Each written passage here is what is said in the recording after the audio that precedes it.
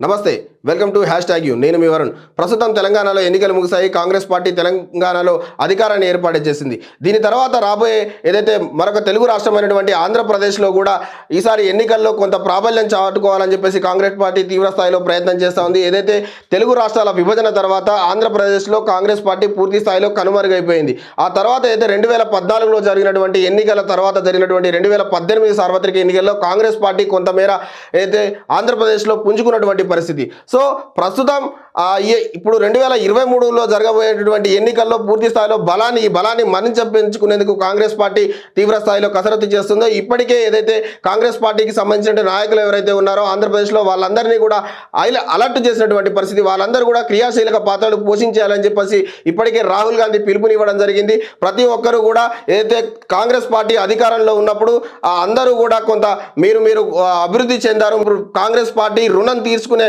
సమయం వచ్చింది కాబట్టి అందరూ కూడా ఎవరైతే గతంలో కాంగ్రెస్ పార్టీతో కలిసి పనిచేశారో ప్రస్తుతం వివిధ పార్టీలో ఉన్న నేతలందరూ కూడా తిరిగి కాంగ్రెస్ పార్టీకి రావాలి, కాంగ్రెస్ పార్టీ కోసం పని చేయాలి అని చెప్పేసి కూడా రాహుల్ గాంధీ పిలుపునివ్వడం జరిగింది. సో ఇదే తరుణంలో ఏదైతే గతంలో వైఎస్ఆర్టీపీ గౌరవ అధ్యక్షురాలుగా ఉన్నటువంటి షర్మిల ఆ తర్వాత తెలంగాణలో రాజకీయాల్లో క్రియాశీలక పాత్ర పోషించి పాదయాత్ర చేస్తూ పూర్తి స్థాయిలో తెలంగాణలో కొంత పోటీ చేయాలని చెప్పుకున్నప్పటికీ కూడా ఆ తెలంగాణలో ఎన్నికలకు ముందు పూర్తి స్థాయిలో తెలంగాణకు సంబంధించి కాంగ్రెస్ పార్టీకి మద్దతు ఇస్తూ తన యొక్క పోటీ నుంచి విరమించుకుంది. అసలు వాస్తవానికి తెలంగాణలో కాంగ్రెస్ పార్టీకి పూర్తి స్థాయిలో తన పార్టీని విలీనం చేయాలని చూసినప్పటికీ కూడా కొంత తెలంగాణలో ఆ యొక్క పరిస్థితులు అప్పుడు తెలంగాణలో ఉన్నటువంటి కొంతమంది నేతలు ఎవరైతే ఉన్నారో వారు షర్మిల యొక్క పార్టీని ఆ తెలంగాణలో విలీనం చేయడానికి కొంత విలీనం చేసుకొని తెలంగాణ షర్మిలను కాంగ్రెస్ పార్టీలో పూర్తి స్థాయిలో వినియోగించుకోవడానికి కొంత వ్యతిరేకించిన తరుణంలో కేవలం బహిరంగంగానే షర్మిల ఎన్నికలకు ముందు కాంగ్రెస్ పార్టీకి బహిరంగంగా మద్దతు పలికింది.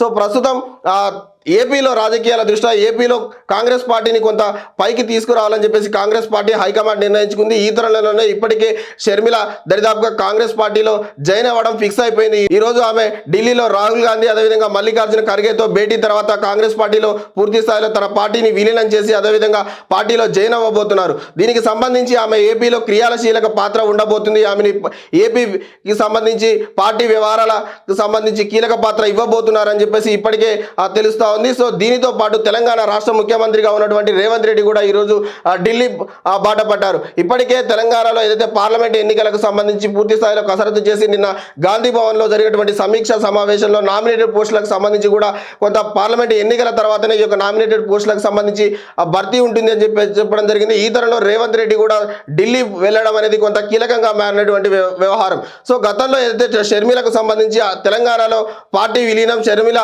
కాంగ్రెస్ పార్టీలో జాయిన్ చేసుకోవడంలో కొంత రేవంత్ రెడ్డి అప్పుడు టీపీసీసీ అధ్యక్షుడిగా ఉన్నటువంటి రేవంత్ రెడ్డికి పూర్తి స్థాయిలో వ్యతిరేకించినటువంటి పరిస్థితి. ఒకవేళ షర్మిలను కనుక కాంగ్రెస్ పార్టీలో జాయిన్ చేసుకుంటే కొంత తెలంగాణకు సంబంధించి వ్యతిరేకంగా ఉన్నామే తెలంగాణలో కాంగ్రెస్ పార్టీలో జాయిన్ అయింది అని చెప్పేసి మళ్ళీ ప్రాంతీయవాదం రెచ్చగొట్టి కొంత కేసీఆర్ లబ్ధి పొందే అవకాశం ఉంది కాబట్టి వద్దు అని చెప్పేసి హైకమాండ్కు పూర్తి స్థాయిలో రేవంత్ రెడ్డి అప్పుడు తేల్చి చెప్పేసినటువంటి పరిస్థితి. సో ప్రస్తుతం ఏపీలో ఎన్నికల దృష్ట్యా కూడా కాంగ్రెస్ పార్టీ ఆ యొక్క ఏదైతే ఇటు సీఎం రేవంత్ రెడ్డి కూడా ఏపీలో కాంగ్రెస్ పార్టీని బలోపేతం చేయడానికి తీవ్ర స్థాయిలో ప్రయత్నాలు చేస్తూ ఉన్నారు. ఇప్పటికే ఏపీలో ఉన్నటువంటి కీలక నేతలు ఎవరైతే ఉన్నారో కాంగ్రెస్ పార్టీకి సంబంధించిన నేతలు వైఎస్ఆర్సీపీలో ఉన్నటువంటి నేతలకు కూడా ఇప్పటికే ఏపీలో సంబంధించి ఒక దూతను కూడా నాయకులకు సంబంధించి టచ్లో ఉంచినట్టుగా కూడా తెలుస్తుంది. అయితే మీరు తిరిగి కాంగ్రెస్ పార్టీలో జాయిన్ కావండి, భవిష్యత్తులో కాంగ్రెస్ పార్టీ ఖచ్చితంగా కేంద్రంలో అధికారం వస్తుంది. సో రెండు తెలుగు రాష్ట్రాలకు సంబంధించి కొంత మంచి భవిష్యత్తు ఉంటుంది, మీరు కాంగ్రెస్ పార్టీలో జాయిన్ అవ్వండి అని చెప్పేసి ఇప్పటికే దూత ద్వారా కొంత అలక పొందిన నేతలు వాళ్ళందరికీ కూడా కొంత సమాచారం అందించినట్టు తెలుస్తుంది. వారు కూడా కొంత సుముఖంగానే ఉన్నట్టు తెలుస్తుంది. సో ఈ నేపథ్యంలో రేవంత్ రెడ్డి కూడా ప్రస్తుతం ఢిల్లీకి వెళ్ళడంతో కొంత ఇద్దరు మధ్య సఖ్యత కుదిర్చే విధంగా, ఎందుకంటే రెండు తెలుగు రాష్ట్రాలకు సంబంధించి కీలక నేతలుగా ఉండబోతున్నారు కాబట్టి ఇద్దరి మధ్య కొంత సఖ్యత కుదిర్చే విధంగా హైకమాండ్ ఏమైనా సందేశం ఇవ్వాలనుకున్నా దానికి సంబంధించి వెళ్ళారా అని చెప్పేసి వేచి చూడాల్సిన అంశం ఉంది. ఏదేమైనా కూడా ప్రస్తుతం ఇద్దరు నేతలు కూడా ఇటు షర్మిల అదేవిధంగా ప్రస్తుతం తెలంగాణ రాష్ట్ర ముఖ్యమంత్రిగా ఉన్నటువంటి రేవంత్ రెడ్డి ఇద్దరు కూడా ఢిల్లీ పయనం అవ్వడం అనేది కొంత చర్చానీయాంశంగా మారింది. సో మరిన్ని తాజా సమాచారాల కోసం చూస్తూనే ఉండండి #యూ.